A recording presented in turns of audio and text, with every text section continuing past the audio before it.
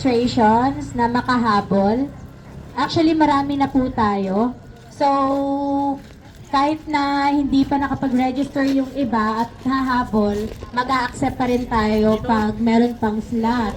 Pero pag wala na, syempre cut off na po yun. Pero start.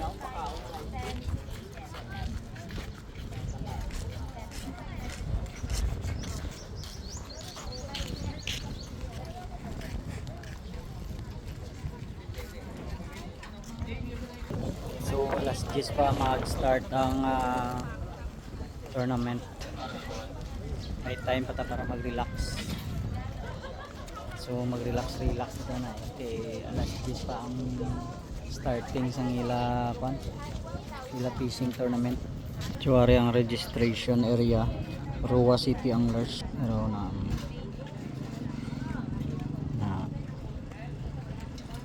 madamo subong dire ang mga participant. Gaulat kung saan ma-start araw na naga-sit up sang ilang mga mga fishing reel kag mga fishing rod. Sound check.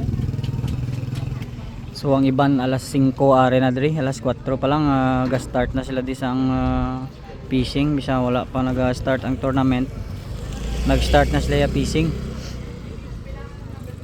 Sorry, damo na sa mga participante sa kilid tulay gaulat sana mag-start to. Last 10 pa ma-start.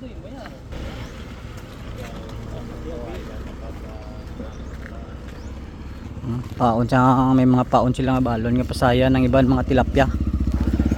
Naka-sit up niya yung iban mga kwan. Kitaway pa ta ka-sit up. Gakuha pa tayo diya kung ano mga fishing rod kag fishing reel atong gamiton kay ang spot puro kwan makusog ang current sa tubig. So di way pag-start taga pamunit tas ladiaw. Dapat mabugat imo nga fishing nga leo para kusog ang current sa tubig hindi madala imo paon. Puno na di karon ang area or si Makyo.